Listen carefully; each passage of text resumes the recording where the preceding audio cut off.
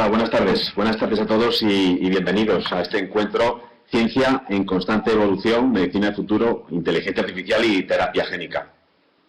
En la Fundación Pfizer seguimos apostando por una serie de encuentros que pusimos en marcha el año pasado, con motivo del 20 aniversario de la Fundación, en los que queremos analizar la evolución de nuestra sociedad gracias a constantes avances científicos, tecnológicos o sociales y ahondar en qué los impulsan y por qué se producen.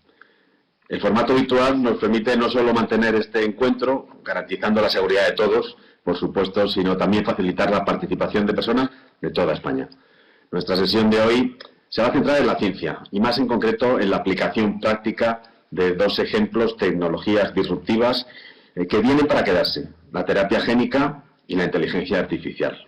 Gracias a la ciencia y a la labor de los científicos hemos incrementado nuestra esperanza de vida, así como la calidad de esos años de vida adicionales.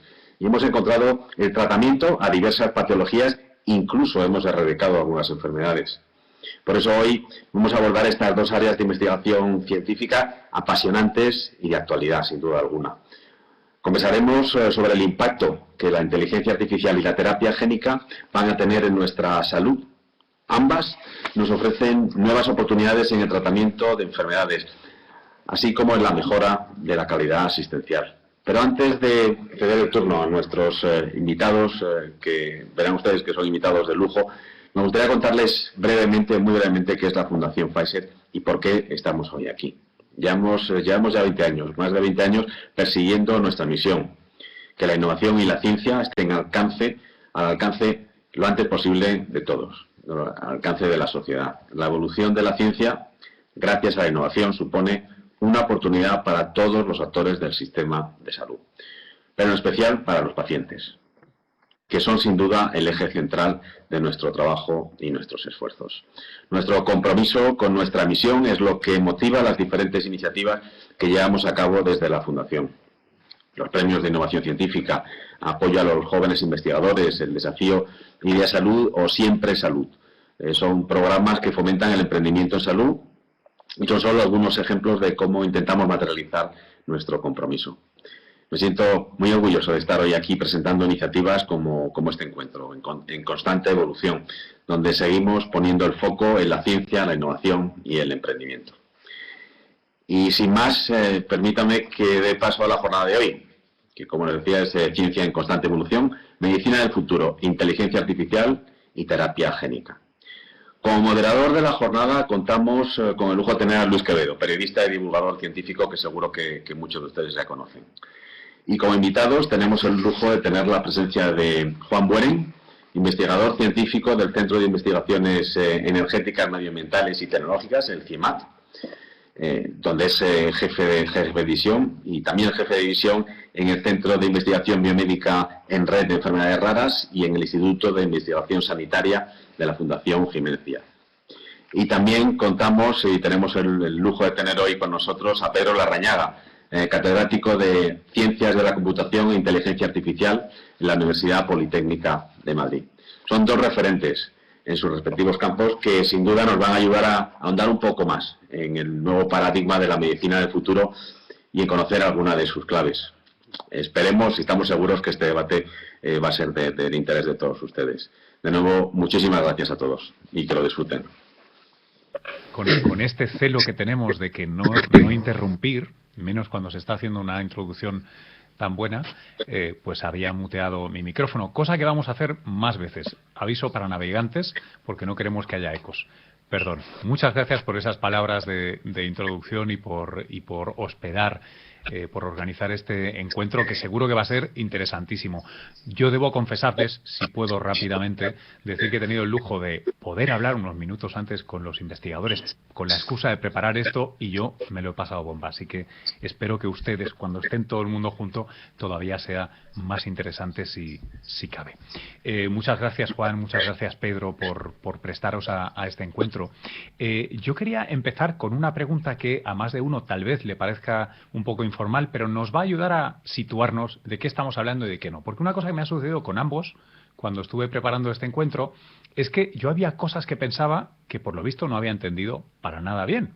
Y me gustaría que hiciéramos ese aviso para navegantes, ¿no? El primero tiene que ver con Pedro. Pero yo muchas veces meto la pata porque todo es inteligencia artificial. Cualquier innovación que tiene que ver con centros de datos, con ordenadores, es inteligencia artificial. Y eso se asocia rápidamente a pues Skynet, creo, en la mente de mucha gente, ¿no? Con esa cosa rara. ¿Te dedicas a inteligencia artificial o a qué te dedicas? ¿Por qué tenemos que hacer esa precisión?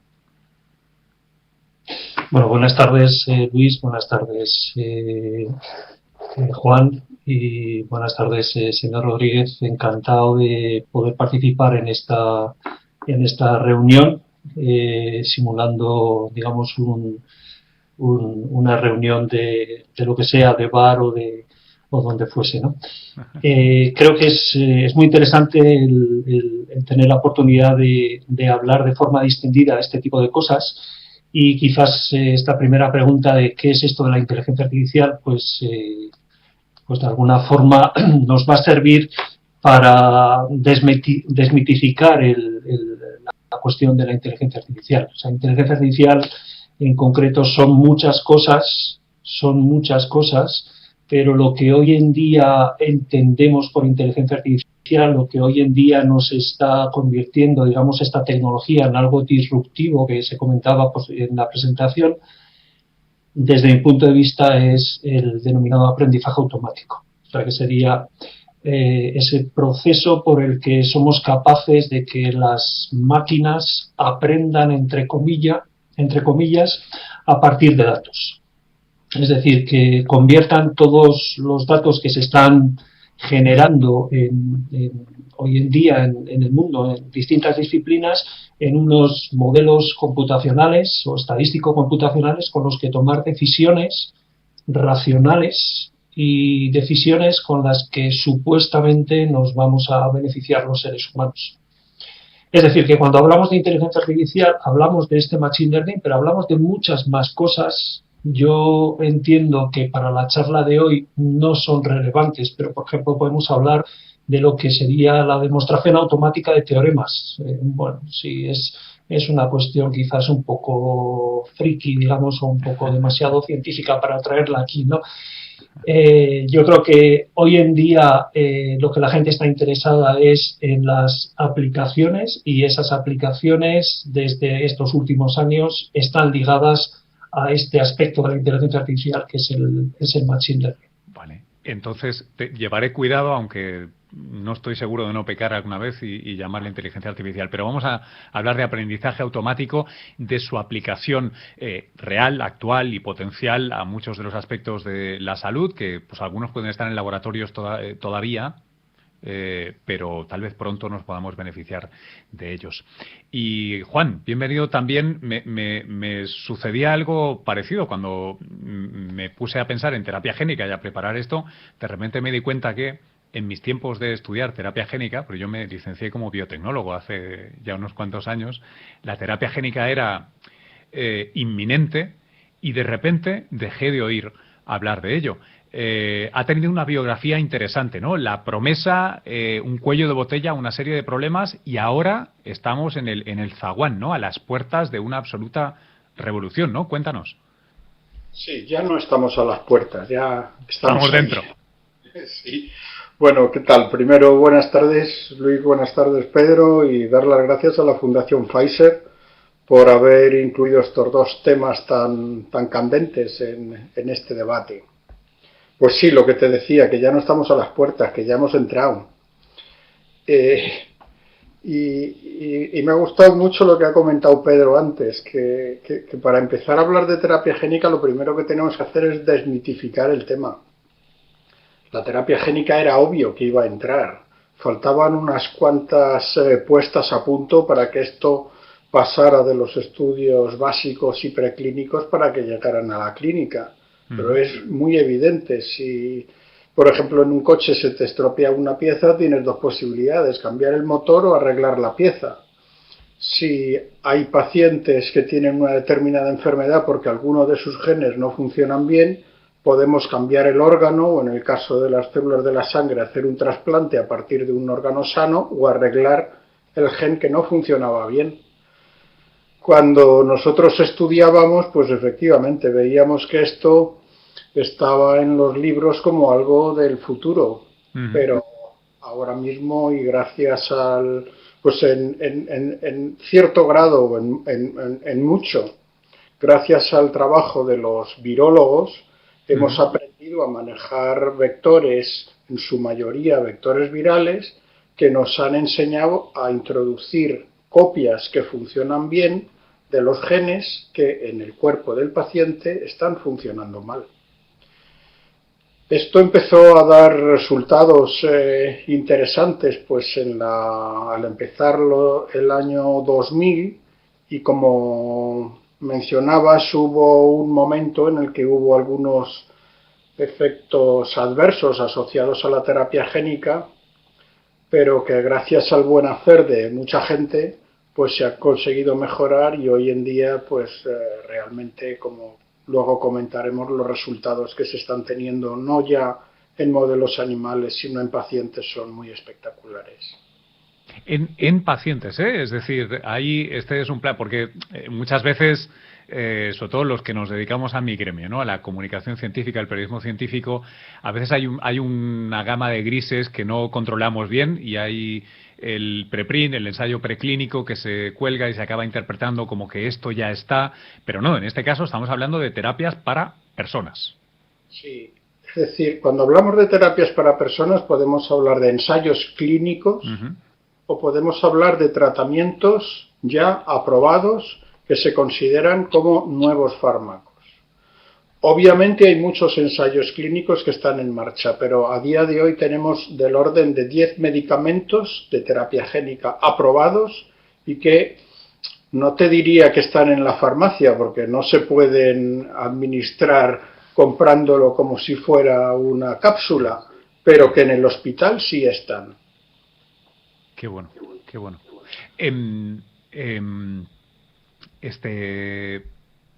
Pedro, en tu ámbito, en las muchas promesas, dejando de lado esta idea más mitológica o de ciencia ficción que tenemos errada y que esperamos que en el diálogo vayamos un poco aterrizando, ¿qué cosas sí están ahora funcionando? ¿Están informando, por ejemplo, la actividad de médicos en hospitales de verdad que utilizan esas herramientas del machine learning o de la mal llamada inteligencia artificial?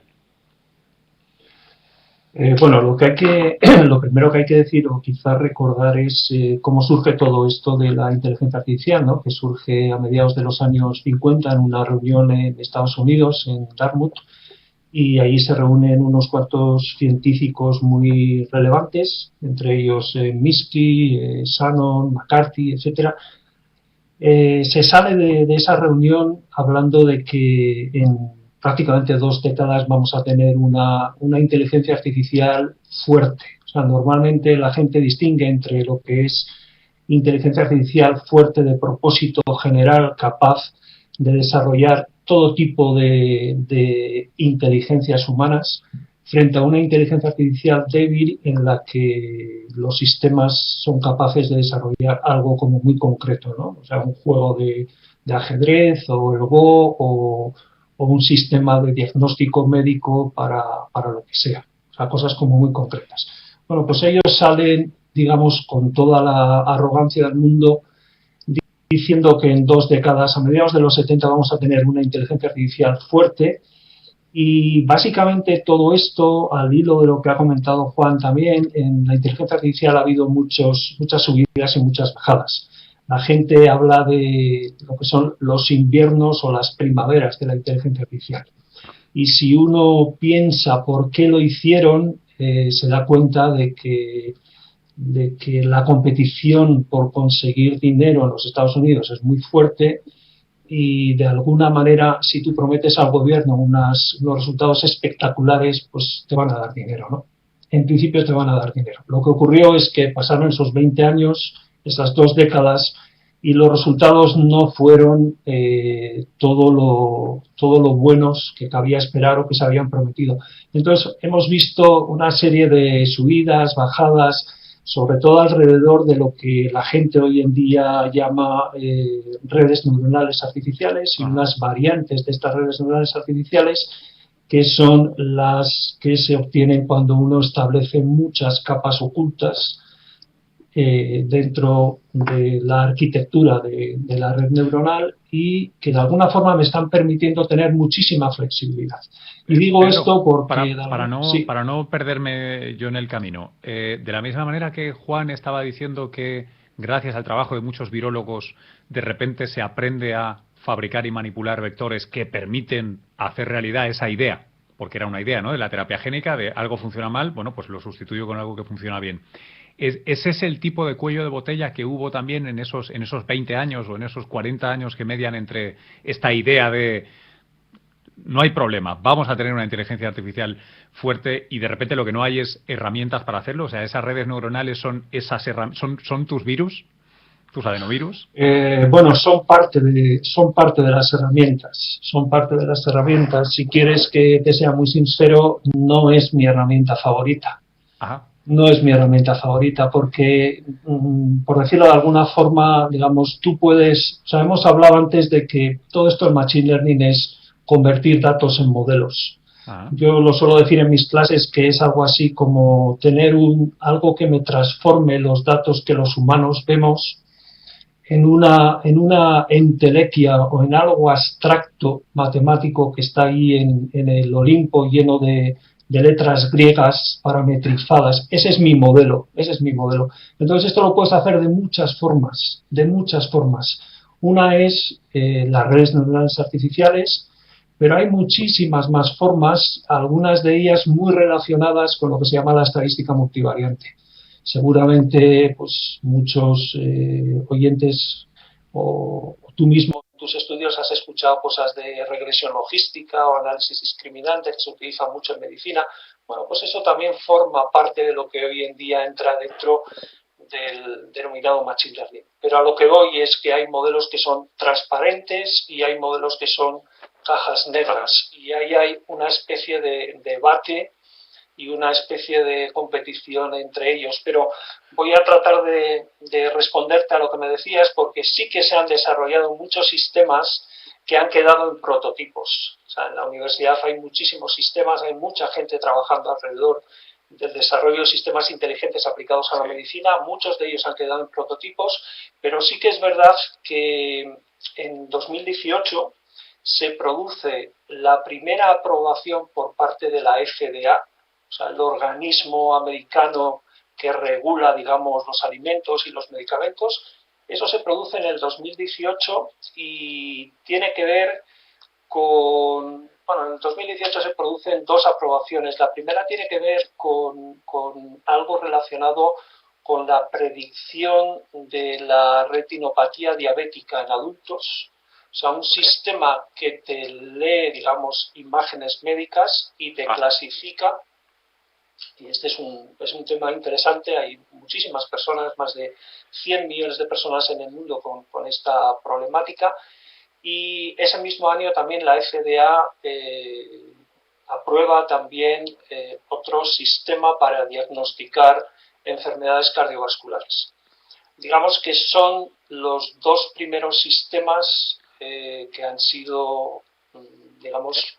La apuesta de largo, desde la idea hasta la tecnología, casi 70 años para su aplicación en salud, ¿no? Desde esa reunión de los 50 o 60 y pico, no está mal. Bueno, yo no hablo... A ver, son dos cosas distintas. Una cosa es que hay hospitales que lo vienen utilizando para consumo propio. Okay.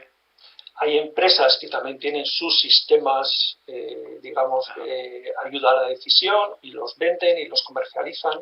Pero otra cosa es que la FDA solamente comenzó a regular eso y a aprobarlo en el 2018. Ajá.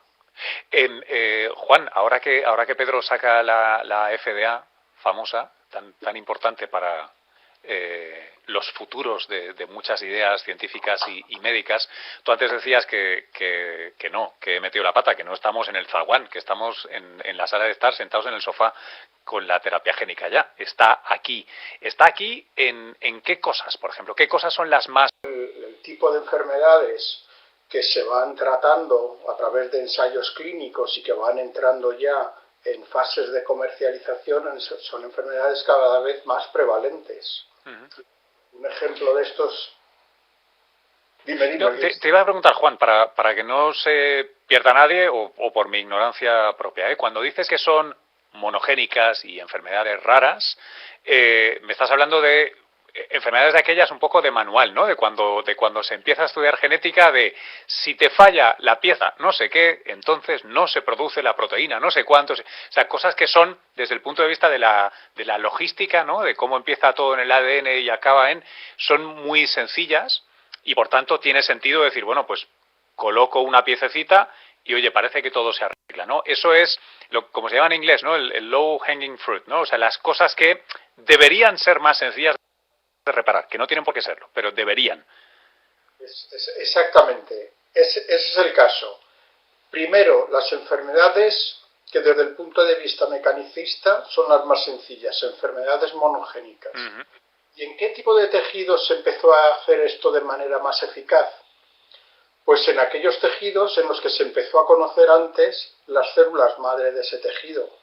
Y nos vamos a los años 50, cuando algunos investigadores se dieron cuenta que al proteger el bazo o la médula ósea de ratones a los que se les daban altas dosis de radiación, esos animales vivían. Y luego Donald Thomas empezó a hacer en perros trasplantes de células de la médula ósea y vieron que esos animales sobrevivían. De manera que fue el trasplante de médula ósea la primera metodología de medicina regenerativa utilizando terapia celular. De manera que si combinas la tecnología del trasplante de médula ósea con las enfermedades que desde el punto de vista mecanicista son más sencillas, son las primeras que se iban a curar. Y ahí tenemos los ejemplos de las inmunodeficiencias severas congénitas, que fueron las primeras enfermedades que en los años 2000, en el 2004, se empezaron a tratar exitosamente gracias a la terapia génica. Y progresivamente esto se ha ido complicando cada vez más. ¿Cuál es? Seguro que no tiene una respuesta sencilla, pero a ver si me puedes dar una que sea comprensible para los no especialistas. ¿Cuál es el grado de complejidad al que os enfrentáis, digamos, en la siguiente fase, ¿no? Si estas enfermedades monogénicas, las más sencillas en su planteamiento, pues son algo que seguro que se tiene que seguir investigando, pero vamos, se tiene una idea de cómo atacarlas. El siguiente paso, enfermedades que sean un poco más complejas genéticamente, ¿estáis en condiciones de empezar a abordarlas o todavía es algo para dentro de 20 años, como suele decirse? Por supuesto que sí. No es posible, no, se están abordando. Y el grado extremo de complejidad es el cáncer. Uh-huh.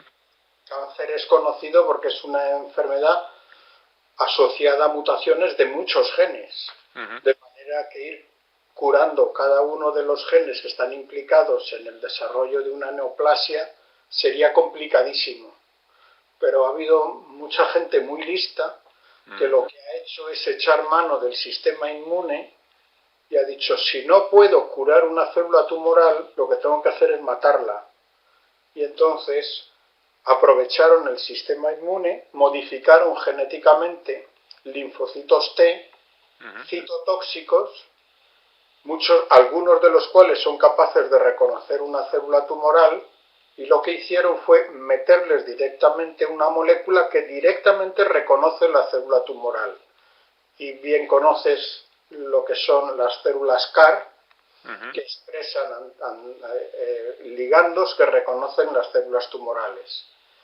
Y uno de los problemas que hay ahora mismo con los CAR no es ya su eficacia en determinadas enfermedades, sobre todo en leucemias linfocíticas, sino ya es el coste.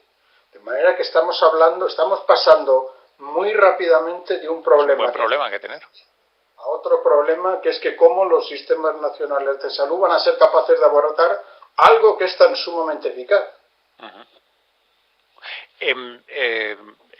A ver si no me salgo completamente por la tangente, pero para porque en el cáncer, claro, puedes decir, no la puedo reparar, pero la puedo matar. Pero habrá otras enfermedades que no son monogénicas y que, hombre, no es cuestión de matar el tejido que está afectado. En ese tipo de problemas espero expresarlo bien, de enorme complejidad, ¿no? Cuando son multigénicas o, por ejemplo, afecciones neurológicas, etcétera.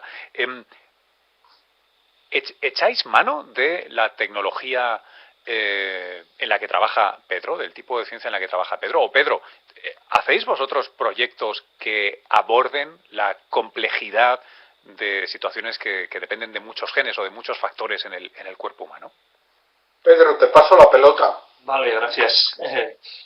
Bueno, pues la respuesta es sí, obviamente sí.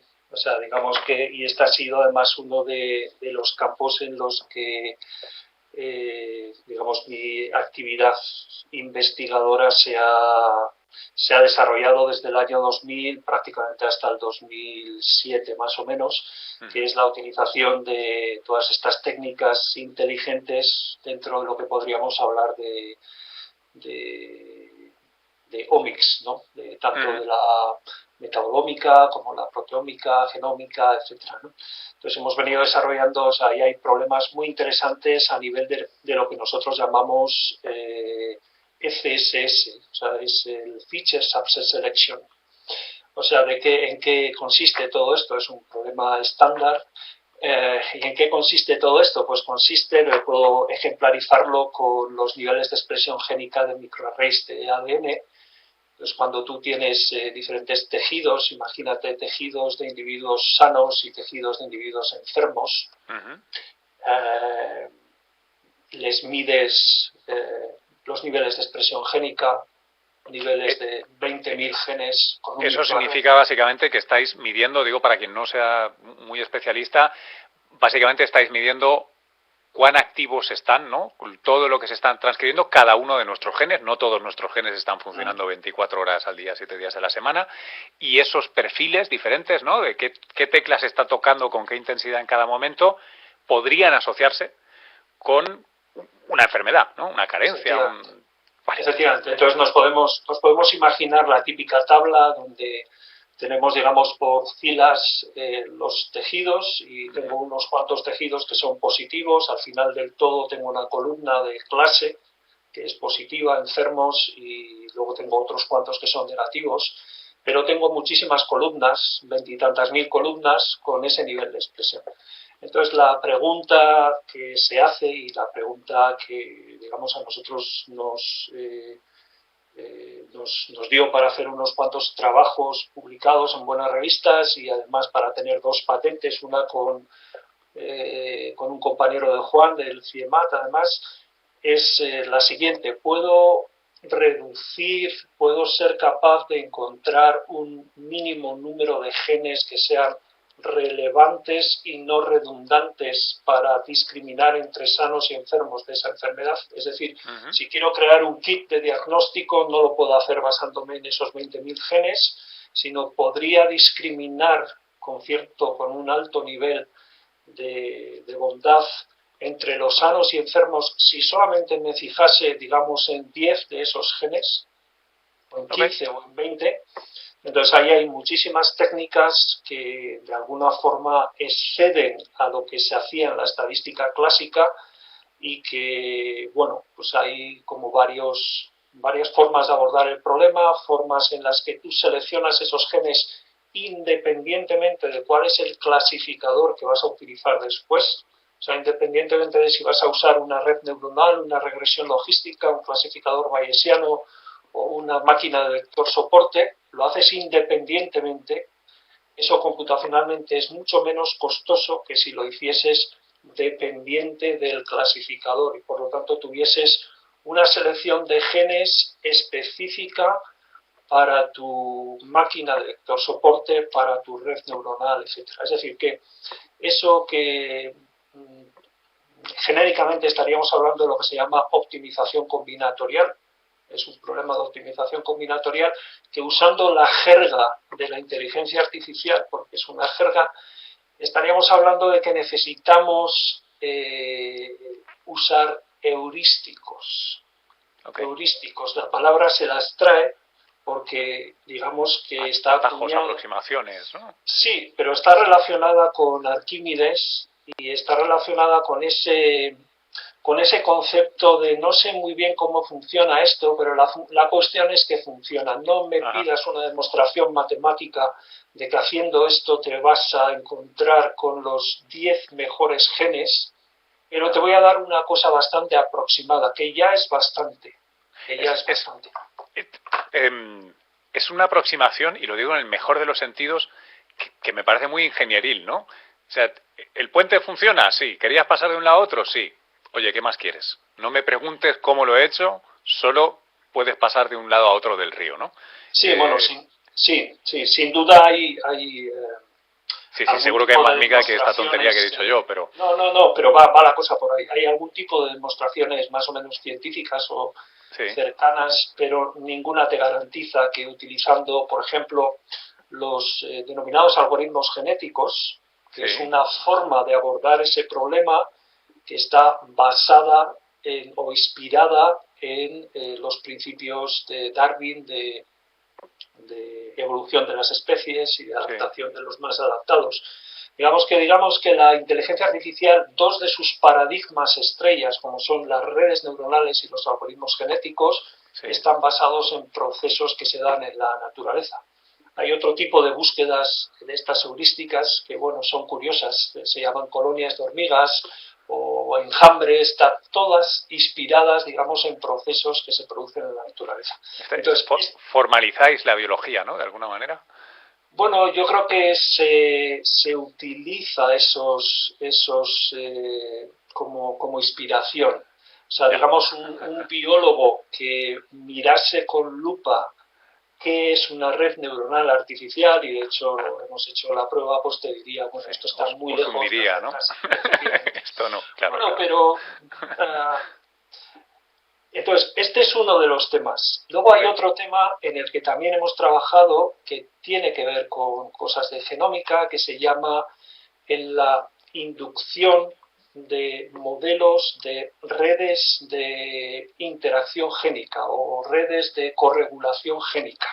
Ostras, es decir, representar por medio de un grafo, en nuestro caso una red bayesiana, las interrelaciones o las relaciones de interdependencia, en nuestro caso utilizando independencias condicionales entre tripletas de genes que se están produciendo entre esos genes, y posteriormente utilizar esta herramienta tan potente como es la red bayesiana para propagar la evidencia.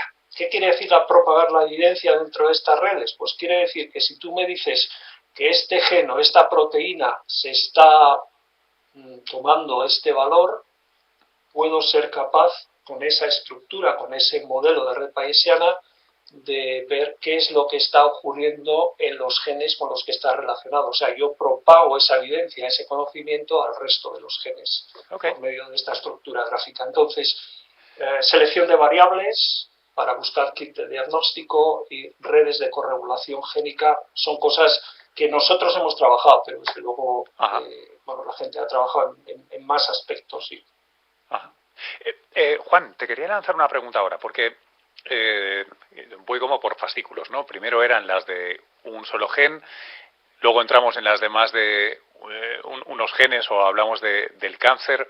¿Qué hay de otro tipo de enfermedades que nos causan no pocos dolores de cabeza? Y no quiero desmerecer, por supuesto, los cánceres, que son un gran problema, pero ¿qué hay de patologías crónicas que no sean mortales? O sea, ¿qué hay de que sea menos, voy a usar un lenguaje igual muy a pie de calle, ¿no?, pero que parezca menos súper tecnológico y aplicado a cosas de vida o muerte, sino podemos usar la terapia génica para cosas más cotidianas, menos graves? Ya sé que me decías antes que todavía son caras, al menos las de cáncer, pero ¿cabe esa posibilidad o se está investigando esa posibilidad? Sí. Hasta ahora hemos hablado de dos alternativas complementarias. Una es, si hay enfermedades que están asociadas a que un gen no funciona, corrige ese gen o sustitúyelo. Si la cosa es muy complicada y no lo puedes arreglar, mátala.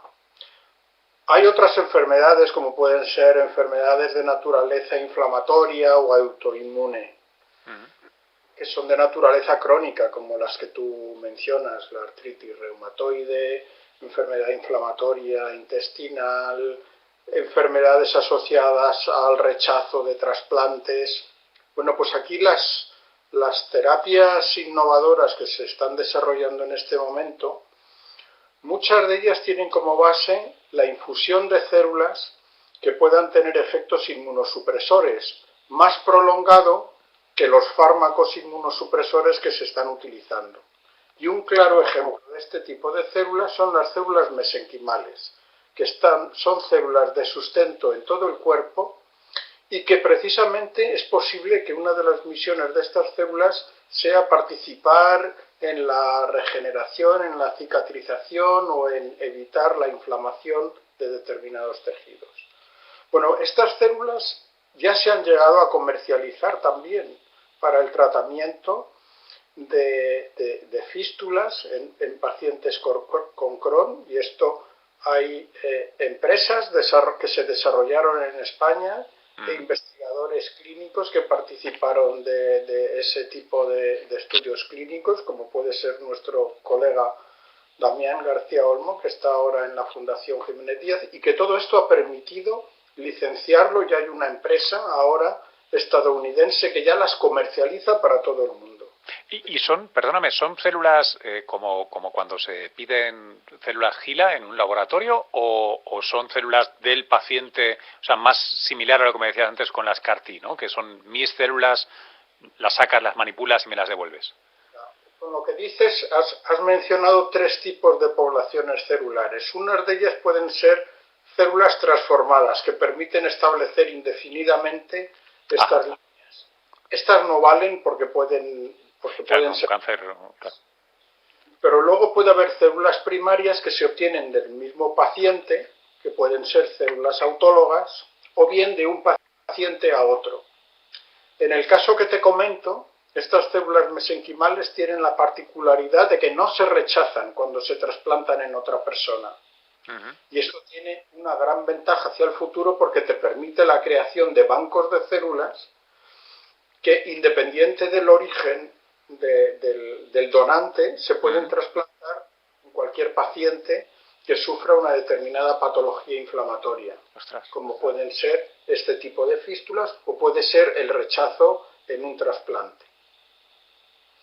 Entonces, esto es terapia celular. Hablando de terapia génica, una de las cosas que algunos laboratorios, entre otros el nuestro, está haciendo es potenciar la actividad terapéutica de estas células. De nuevo, les metemos genes que potencian la capacidad de ir al tejido inflamado y potencian la capacidad de secretar citoquinas o moléculas antiinflamatorias. Esto, que todavía está en modelos preclínicos, pues vemos que está funcionando muy bien. Y lo que queremos es ir dando pasos para poder llegar a pacientes que se puedan beneficiar de este tipo de células modificadas genéticamente. Ostras, qué interesante, ¿no? Es un... vaya perogro ya acabo de decir, pero es muy interesante la idea, ¿no? Muchos tenemos el concepto de que una intervención o bien es física, ¿no? O bien hay un cirujano por ahí, o bien te untas algo, o bien hay un elemento químico que introduces y que modifica tu metabolismo de alguna manera. Este paradigma es radicalmente distinto, ¿no? Está en la frontera de, o sea, utilizar células manipuladas primero genéticamente. Me parece una complejidad y de una suculencia científica, si lo puedo expresar así, tremendo, ¿no? No, es muy sencillo. Es muy evidente. Bueno, sencillo para ti, que eres especialista de esto. Desde el punto de vista intelectual es muy evidente. Okay. Date cuenta que en los hospitales y hasta en las farmacias ya se venden fármacos que están basados en proteínas recombinantes, generadas por tecnología de DNA recombinante. Es decir, si hay un enfermo de hemofilia que tiene sangrados porque le falta un factor de la coagulación, lo que ahora mismo se está haciendo es que esa proteína que le falta se le administra con periodicidad semanal, la que sea. Lo que estamos tratando con la terapia génica es que el gen que producía esta proteína in vitro y que la proteína luego iba al paciente, En lugar de hacer esto en un bioreactor, el bioreactor ahora es el paciente. De manera que el gen se lo metes al paciente y es el paciente el que empieza a actuar como tal, secretando lo que le falta.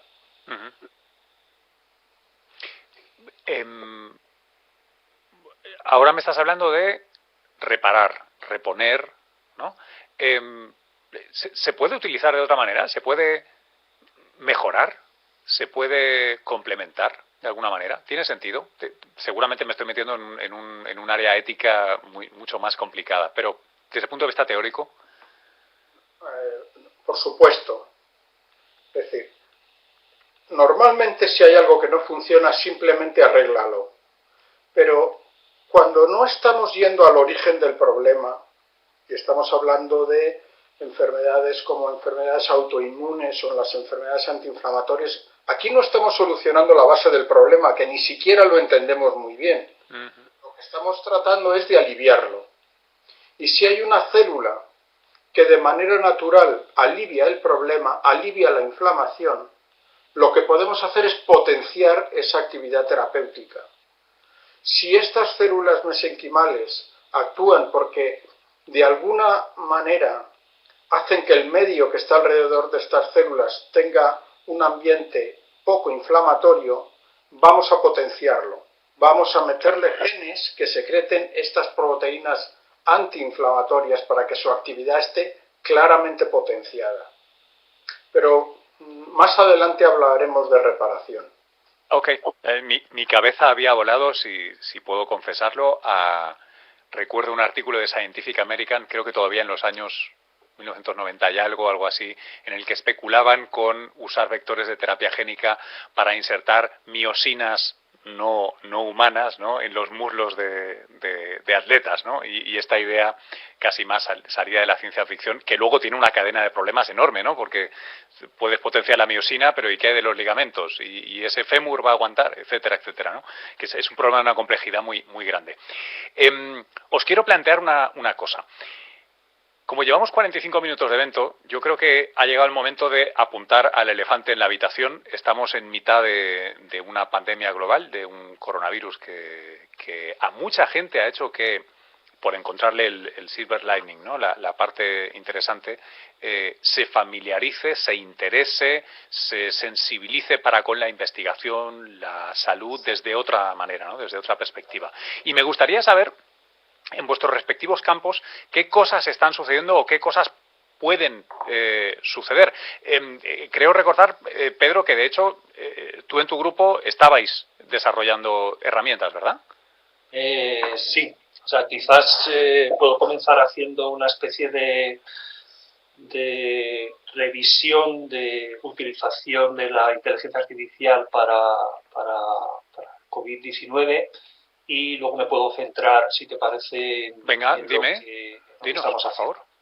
Entonces ha habido, todos recordaremos probablemente ahí a principios mediados de marzo y los meses posteriores, en la primera ola, ha habido muchísimos trabajos que trataban de predecir el número de casos, el número de fallecimientos, el número de infectados, etcétera. Y ahí hay que decir que la mayoría de esos trabajos estaban relacionados con lo que se llaman modelos SEIR, S-E-I-R. Aparecieron en todos los medios de comunicación y el acrónimo hace alusión, digamos, a susceptibles, expuestos, infectados, recuperados. O sea, básicamente se trataba de alguna forma de resolver un sistema de ecuaciones diferenciales que rige el comportamiento en el tiempo de estas 4 variables, y se desarrollaron cantidad de modelos, tanto deterministas como estocásticos, algunos bayesianos. Luego, si tuviésemos tiempo de hablar de esto de la inferencia bayesiana y la aproximación bayesiana, creo que es bastante interesante también para completar algunos aspectos de la charla. Pero estos modelos de alguna manera me predecían, algunos con mayor exactitud que otros. Ha sido, digamos, una aportación de la estadística multivariante, Machine Learning, pero ha habido muchas más, y dentro de esas está el diagnóstico rápido que se llegó a ser muy popular utilizando imágenes de rayos X de pulmón. Nos daba una alternativa muy rápida a los PCRs de entonces y obtenía unos resultados pues con una sensibilidad y una especificidad cercanas al 100%. Hoy en día, o más recientemente, nos están hablando de las apps de rastreo de contactos.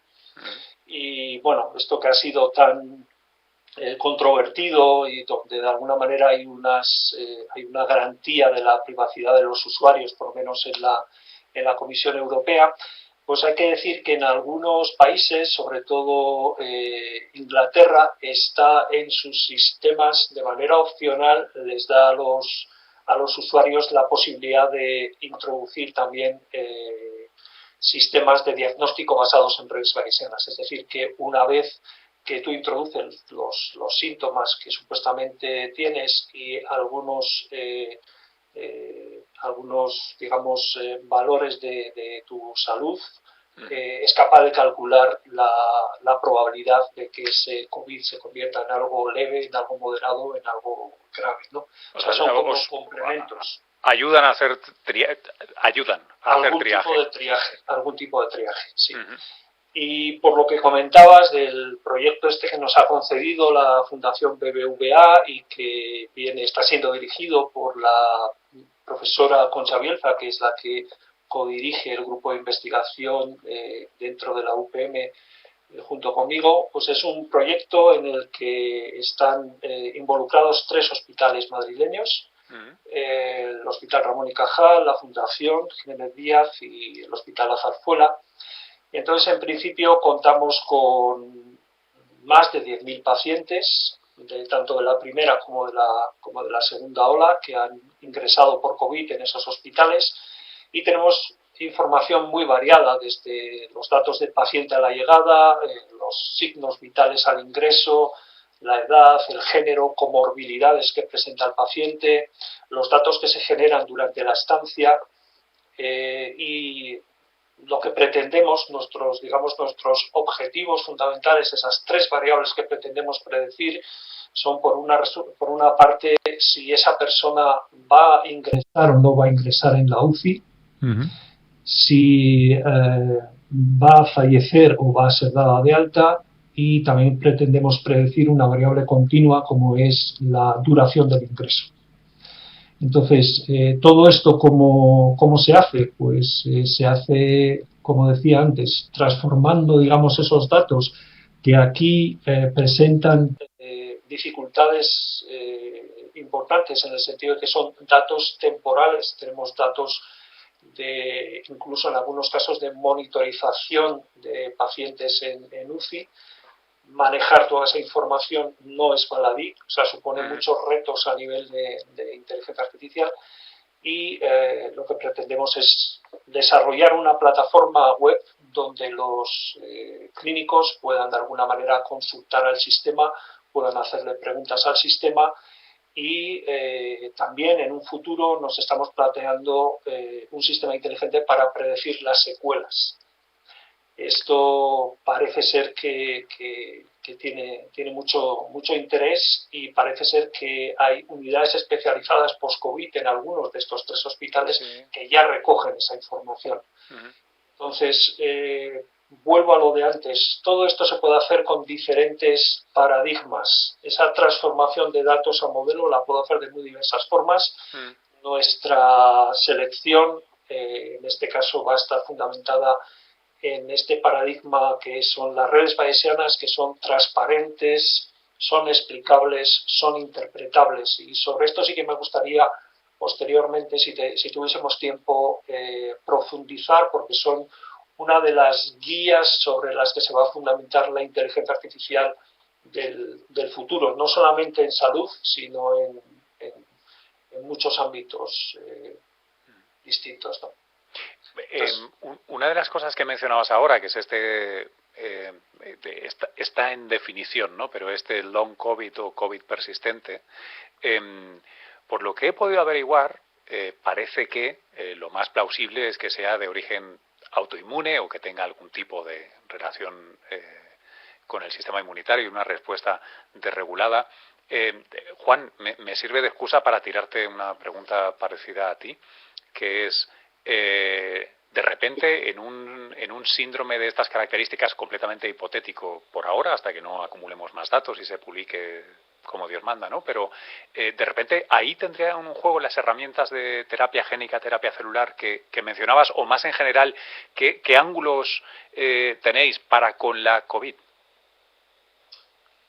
Mira, últimamente se venía a comentar una de las dificultades que hay en alguna de estas vacunas, de que hay que congelarla a muy baja temperatura y los problemas que esto supone para la administración en pacientes. ¿Por qué hay que mantener a tan baja temperatura alguna de estas vacunas?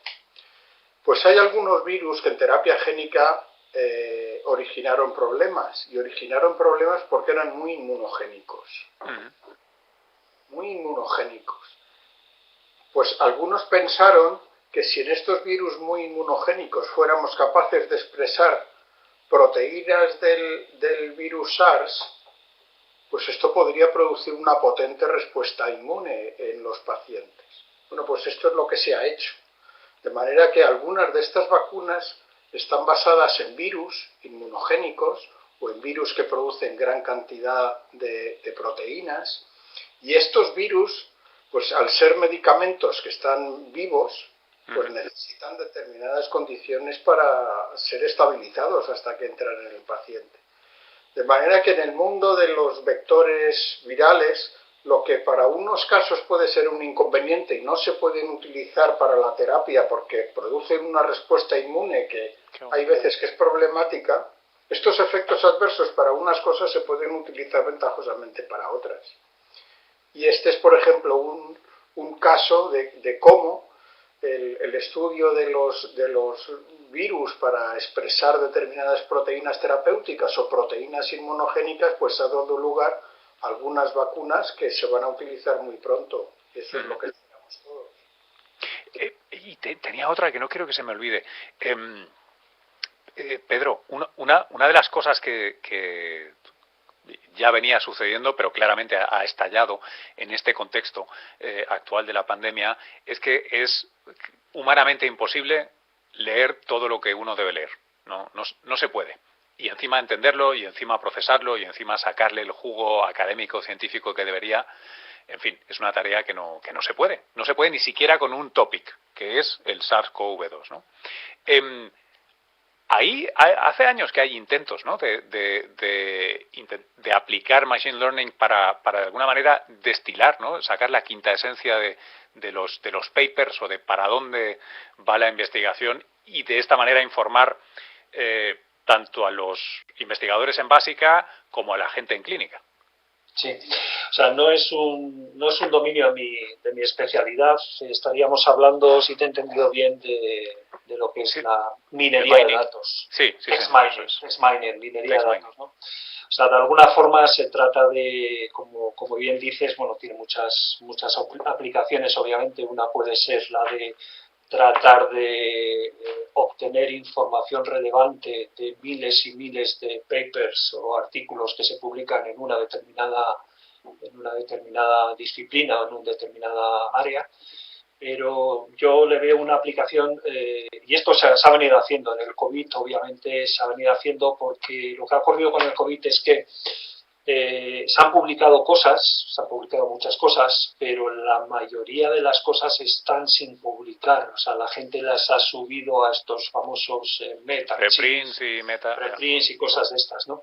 Entonces, para hacer un rastreo de todo esto, este tipo de técnicas de minería de datos han sido fundamentales. Yo le veo muchísima utilidad y miro con muy buenos ojos el trabajo que está llevando a cabo una empresa española que se llama Savannah, que de alguna forma tiene básicamente un objetivo parecido, que es desbloquear el valor clínico que existe en las historias clínicas electrónicas, y para ello están utilizando técnicas de procesamiento del lenguaje natural que posteriormente posteriormente, una vez que ya está procesado, digamos, el texto, pues aplicar técnicas de Machine Learning para llegar a efectuar predicciones, etcétera. Sin duda, es uno de los campos de muchísimo interés, sobre todo a medida que explota exponencialmente el número de trabajos en un determinado dominio. Sí. Qué interesante.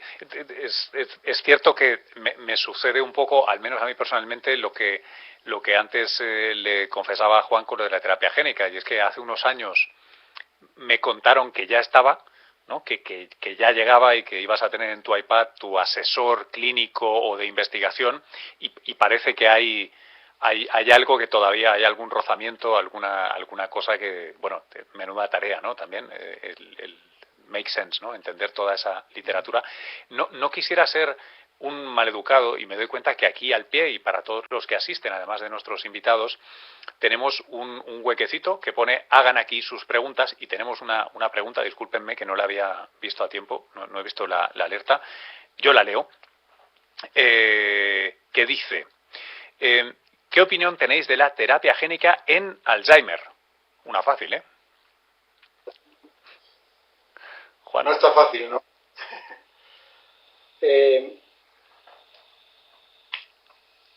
Es tanto, cuanto menos sabemos de una determinada enfermedad, más complicada es la terapia correspondiente. Entonces, en Alzheimer no están todavía del todo claras cuáles son las bases moleculares de la enfermedad.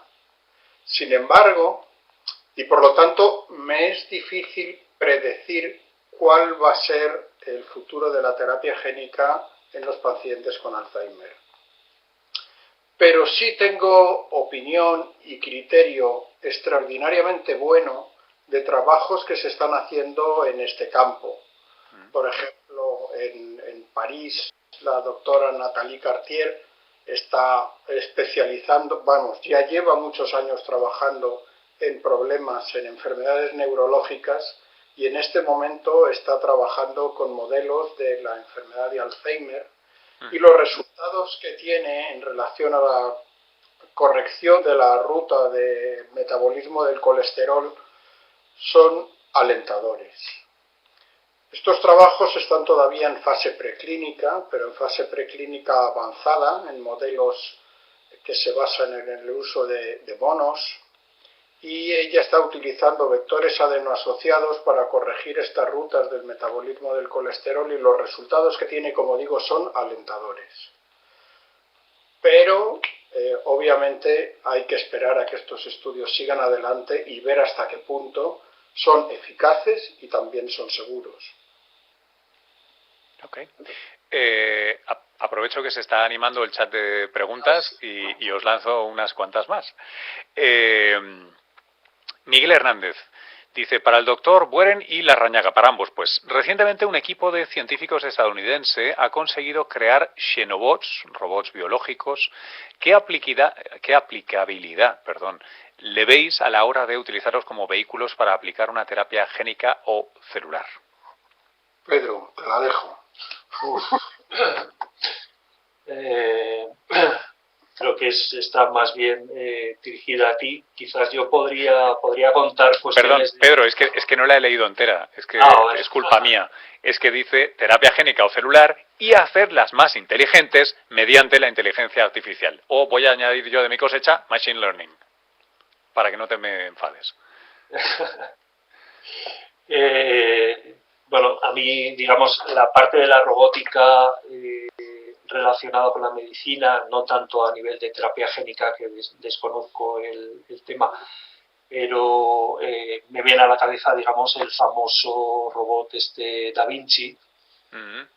No sé si lo conocéis, es un robot que ha asistido, digamos, de forma semiautomática, ha ayudado a llevar a cabo medicina de precisión, pero prácticamente desconozco otras aplicaciones de la robótica a nivel de medicina que no pasen por lo típico de los asistentes o robots que se dedican, digamos, a a distribuir fármacos dentro de...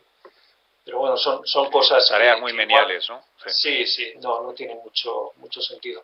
Me viene a la cabeza un robot que se hizo medianamente famoso, lo desarrolló una universidad que está en Pekín, que se llama Tsinghua, que sería una universidad de un potencial en inteligencia artificial muy fuerte. Hay quien la compara con el MIT. Entonces estos desarrollaron un robot en 2017 que fue capaz de pasar, digamos, el equivalente de nuestro examen MIR. Es una cosa medianamente curiosa. No deja de ser una curiosidad y desde luego no tiene que ver absolutamente pero es nada como con la terapia génica. No, estaba pensando, porque antes tú cuando has abierto diciendo, ojo, que puedes tener inteligencias maravillosas jugando al Go, pero que no te sepan hacer un café con leche. ¿Es un ejemplo de estos típicos de pasa el MIR con nota, ¿no? Summa cum laude, pero luego es incapaz de entender a un paciente? Sí, sin duda. Pero hay muchos ejemplos al respecto, ¿no? O sea, creo que todos somos también conscientes, no es el mismo caso, pero somos conscientes de Watson. Claro, Watson, de ahí venía mi idea original. Yo recuerdo que me dijeron que ya estaba. Bueno, ya estaba. En cierto modo, ¿no? O sea, digamos, Watson es un sistema cognitivo, por decirlo de alguna manera, desarrollado por IBM, que se hizo muy famoso en los Estados Unidos, porque fue capaz de ganar a un juego que creo recordar que se llamaba Jeopardy. Eso es, de preguntas y respuestas.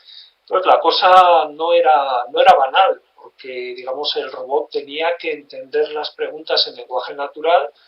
Una vez entendidas, tenía que buscar en su base de conocimiento, encontrar la respuesta adecuada y responder. Bueno, pues así todo fue capaz de ganar a los dos humanos que habían sido los vencedores de las ediciones anteriores.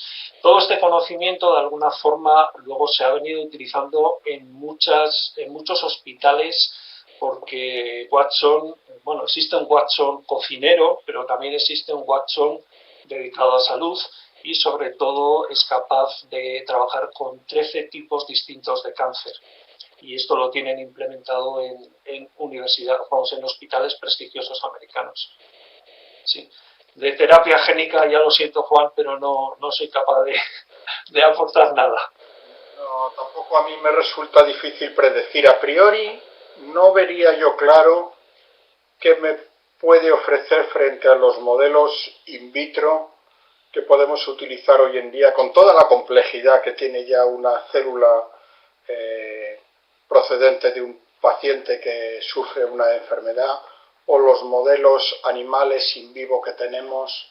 Lo veo suficientemente complejo hoy por hoy como investigador que pueda desarrollar un medicamento de naturaleza genética a utilizar en un paciente, o si me pongo en las manos de un regulador, yo sería más conservador en el tipo de modelos experimentales a utilizar. Pero tal vez es mi ignorancia sobre este otro tipo de modelos. Dejadme que salte un momento al tema anterior, en Alzheimer, porque preguntan, ¿se podría aplicar, en este caso Machine Learning, al diagnóstico precoz? Sobre todo en casos de estos familiares. O sea, hay algo que los datos nos pueden dar, porque realmente, como decía antes Juan, ¿no? Todavía andamos a ciegas en cosas muy, muy fundamentales. Podemos literalmente cegados solo con los datos averiguar algo. ¿Hay trabajos interesantes en ese sentido? O sea, hay varias cosas, fundamentalmente con imágenes de fMRI y hay, digamos, bases de datos abiertas con las que, digamos, los científicos pueden de alguna manera trabajar con ellas, evidentemente, y existen cosas relativamente curiosas, algunas de ellas desarrolladas incluso por el MIT, nos hablan de predecir con precocidad, digamos, el Alzheimer y de distinguirlo de Parkinson y de individuos sanos simplemente con lo que se llama la prueba del reloj. ¿Qué es esto de la prueba del reloj? Se hizo famoso hace 3 o 4 años. Consistía en básicamente decirles a individuos que habían tenido Alzheimer, que habían tenido Parkinson, o sea, 3 grupos de individuos, ¿no?, categorizados o etiquetados, Alzheimer, Parkinson y sanos. Se les planteaba una hoja y se les pedía que dibujasen un reloj. Un reloj con números del 1 al 12, obviamente, y que marcasen allí lo típico de las 10 y 10. Entonces, parece ser que algo había en esas imágenes, una vez digitalizadas y analizadas desde el punto de vista de la clasificación supervisada con técnicas de aprendizaje automático, machine learning, que en un porcentaje muy alto era capaz de discernir Alzheimer o discriminar Alzheimer de Parkinson y discriminármelo de individuos sanos. Bueno, esto fue una cosa que se desarrolló en el MIT y como todo lo que viene de estos sitios tan prestigiosos, pues parece que tiene mucho interés. Yo me quedaría más bien con predicciones, que ya existen sistemas para predecir, pero basados en fMRI o otro tipo de cuestiones, digamos, relacionadas con imágenes médicas. Yo quería, acercándonos al final de este encuentro, quería preguntaros, nosotros estamos ahora celebrando 20 años, ¿no? Una 20ª edición de la Fundación y estamos en constante evolución en este encuentro. Si miramos hacia los otros 20 años, a los próximos 20 años, ¿qué cosas relevantes... No os voy a pedir que hagáis futurología, lo que va a suceder, pero sí que me digáis qué desearíais que sucediera en vuestros respectivos campos. Tal vez partiendo, por ejemplo, Juan, de qué cosas ahora son variables limitantes, qué son cuellos de botella para que siga avanzando la terapia génica y celular y cómo sería deseable que estuviéramos en un par de décadas. Sí. Bueno, no es fácil, ¿eh? Hombre, si no, no te lo preguntaría a ti, si no lo respondería yo. Ahora mismo yo diría que la aplicación de la terapia génica a un número alto de pacientes es, uno, complejo y como consecuencia de ello, caro. Entonces, punto 1, deberíamos simplificarlo. Parte de la complejidad se debe a que estamos utilizando los sistemas más ingeniosos que ha desarrollado la naturaleza para transferir genes, que son los virus. Entonces, para utilizar los virus, por ejemplo, uno de los virus o uno de los vectores virales más desarrollados que estamos utilizando en este momento y más eficaces y más seguros, paradójicamente, que estamos utilizando, provienen del VIH. Esto ha sido un logro de los últimos 15-20 años impresionante en el campo, que por el momento ha evitado todos los problemas de seguridad que se habían observado con los vectores previos. Pero lógicamente, cada vez que se fabrica un lote con uno de estos vectores, todos los controles de calidad y sobre todo de seguridad tienen que estar muy bien realizados. Esto supone tiempo, complejidad y por lo tanto coste. Y yo estoy casi convencido que hacia el futuro estos vectores virales van a evolucionar a vectores no virales. DNA desnudo que va a ser fabricado en condiciones mucho más parecidas a las técnicas de manufactura que en este momento está desarrollando la industria farmacéutica. Eso va a suponer que desde el punto de vista de control de calidad, de seguridad y por lo tanto tiempo de producción y coste va a disminuir significativamente. Y cuando eso sea así, el número de pacientes que se puedan tratar con este tipo de medicamentos génicos va a aumentar exponencialmente. De manera que yo creo que quizá esto pueda ser uno de los logros a desarrollar en los próximos años que hará que la terapia génica se pueda considerar como, en este momento, es la terapia farmacológica, la cirugía, la radioterapia, la terapia génica. ¿Tiene ahí un rol CRISPR, que es esa palabra ubicua? Ahí te estaba esperando cuando te hablábamos de reparación. Lo que el 99% de los ensayos de terapia génica y los medicamentos que ya se han comercializado tienen por objeto la adición de un gen funcional sobre una célula que no funciona. El siguiente paso, bueno, esto tuvo un problema con los vectores de primera generación. Como no podemos controlar el sitio del genoma en el que se va a integrar el gen terapéutico, pues en los primeros ensayos de terapia génica de los años 2004-2005, aunque se vio que las aproximaciones eran eficaces, produjo algunos tumores, produjo algunas leucemias, porque en algunas células ocurrió la fatalidad de que el gen terapéutico se integró junto a un oncogen. Claro.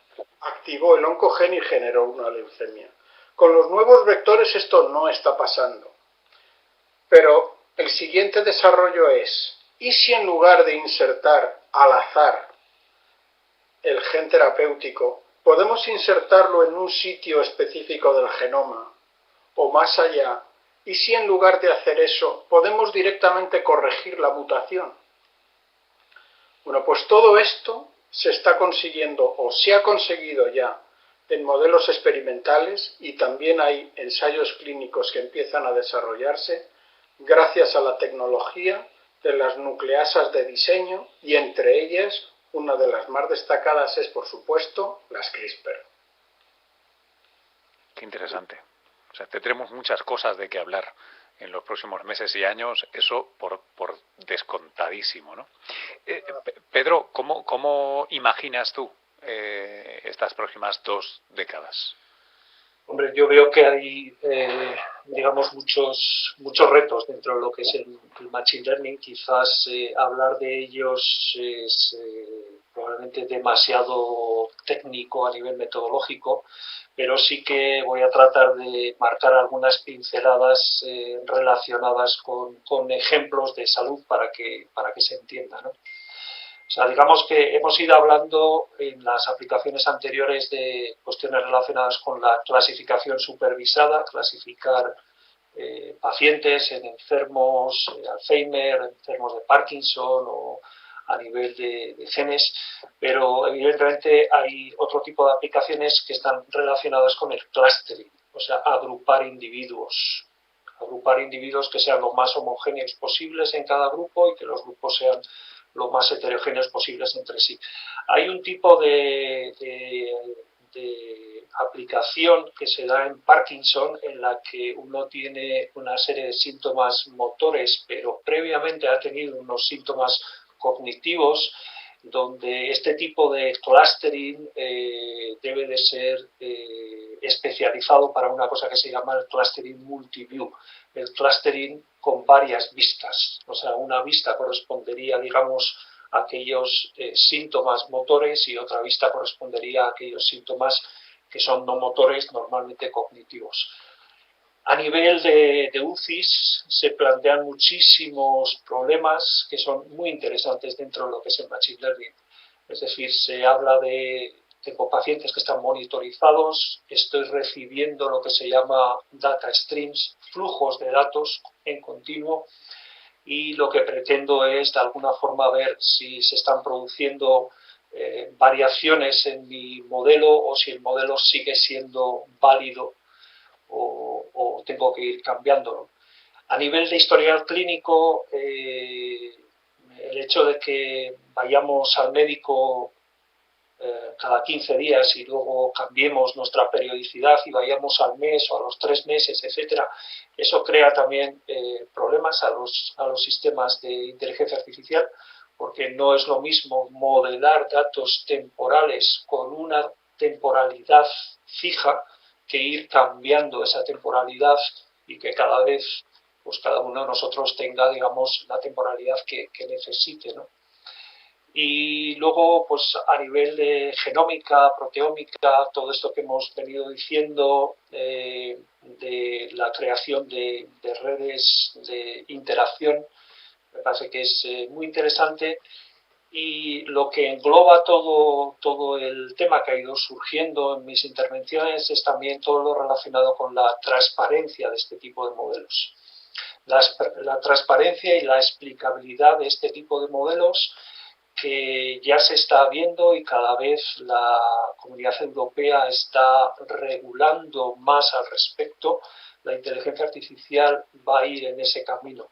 Es decir, no se va a permitir que un sistema tome decisiones que afecten sobre todo a cuestiones tan relevantes como es la salud de un individuo si esas decisiones no pueden ser explicadas. Y ahí va a haber algunos paradigmas de los que hemos llamado antes que van a subir o van a crecer como la espuma. Yo espero que uno de ellos sea las redes bayesianas, creo que va a ser así. Y va a haber otros que van a ver muy reducido su campo de aplicación. Por ejemplo, según mi entendimiento, las redes neuronales artificiales se van a poder utilizar en el futuro para tareas de, por ejemplo, leer imágenes médicas, pero no para otro tipo de tareas donde se descubre un nuevo conocimiento o se toman decisiones que no son explicables o interpretables. Entonces, estos son retos a nivel tecnológico, pero hay otro tipo de retos que quizás son más importantes y son retos a nivel social, diría yo. O sea, retos que tienen que ver con aspectos éticos de la utilización de estos sistemas de inteligencia artificial, retos que tienen que ver con la legalidad de estos sistemas y sobre todo retos que tienen que ver con la regulación de estos sistemas. Y creo que esto es muy relevante, muy interesante. Hoy, de alguna forma, me ha sorprendido una noticia en el periódico, que es una noticia de hoy mismo, de este mediodía, donde la secretaria de Estado de Digitalización e Inteligencia Artificial, Carmen Artigas, hablaba de la Carta de Derechos Digitales. O sea, es una noticia de hoy mismo, donde se van a regular los derechos relacionados con la vida en el entorno digital. Y daba especial importancia a dos derechos relacionados con la inteligencia artificial y derechos relacionados con el empleo de las neurotecnologías. No voy a entrar en estos segundos, pero también son muy importantes el hecho de poder aumentar de forma artificial las capacidades cognitivas de una persona. ¿Cómo se regula todo eso? ¿Cómo se regula, por ejemplo, si tuviésemos una tecnología que pudiese leer tu pensamiento, los juicios, en un juicio, ¿qué podría ocurrir? Y me gustaría comentar el trabajo que está haciendo al respecto un buen amigo que es un profesor, es madrileño, Rafael Yuster, profesor de la Universidad de Columbia. Está haciendo un trabajo muy bueno, no solamente a nivel tecnológico, sino también a este nivel de derechos y creo que el gobierno chileno es el primero que está trabajando a este respecto. Lo que se leía de las declaraciones de Carmen Artigas a nivel de derechos ante la inteligencia artificial es también muy interesante, en el sentido de que ningún ciudadano va a ser discriminado por las decisiones basadas en algoritmos y se va a garantizar la transparencia, la auditoría, explicabilidad y trazabilidad de estos sistemas. A mí me parece fundamental todo este tipo de cuestiones. Sí, que de alguna forma exceden una aplicación o otra aplicación, o sea, nos colocan en otro nivel. Hombre, como objetivo es muy bueno, su ejecución va a ser todo un reto seguro grande, pero bueno, no en balde, este es el país que arrancó la saga del derecho a ser olvidado, ¿no? Así que tenemos precedentes para cambiar las reglas de lo tecnológico y digital a nivel global.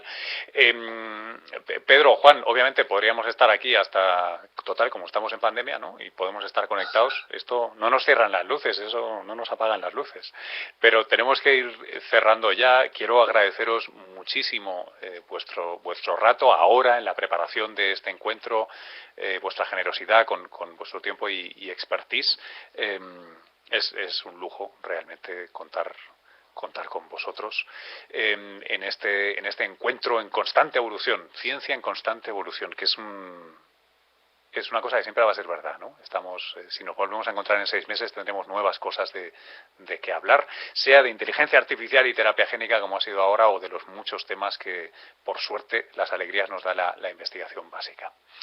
Hemos escuchado, por hacer un mini resumen, me gustaría quedarme con 2 o 3 impresiones claras, ¿no?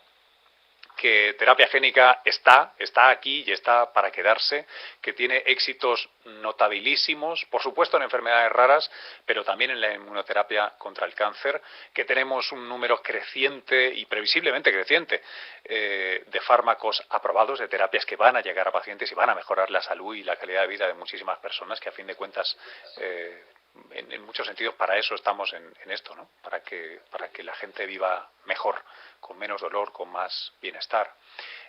Y tenemos retos en forma de nuevos vectores, de mayor precisión, el wishlist seguro que es muy grande, ¿no? Y huelga decir, y la verdad no puedo hacerlo mejor que tú, Pedro, que el machine learning está aquí, que tiene un rol significativo en la investigación, por supuesto, en la toma de decisiones de salud crecientemente, aunque tiene sus retos éticos, como tú decías ahora, pero también técnicos, ¿no? Como el análisis de flujo de datos en tiempo real, o incluso adaptar el machine learning, adaptar la máquina a la informalidad humana, ¿no? De no hacer las cosas cuando tocan y como toca, esa integración entre la vida orgánica, natural, humana de este primate que somos y la computación. Ha sido un verdadero lujo teneros a ambos aquí. Quiero agradecer también a la Fundación Pfizer por haber organizado y hospedado este encuentro virtual, que dentro de unos cuantos más seguro que los volvemos a hacer en persona, y puede que hasta sin mascarilla. Ya veremos cómo será todo esto. Muchas gracias a los participantes que habéis estado aquí, los que habéis enviado preguntas. Perdón si no hemos podido leerlas todas. Hasta un próximo encuentro.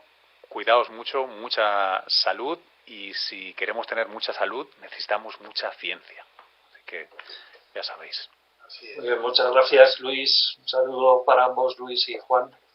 Muchas gracias a todos. Muchas gracias a la Fundación. Y Pedro, ya me dirás cuando das clase, porque hay muchas cosas que yo quiero escuchar más atentamente. Bueno. Haremos la versión extendida del encuentro.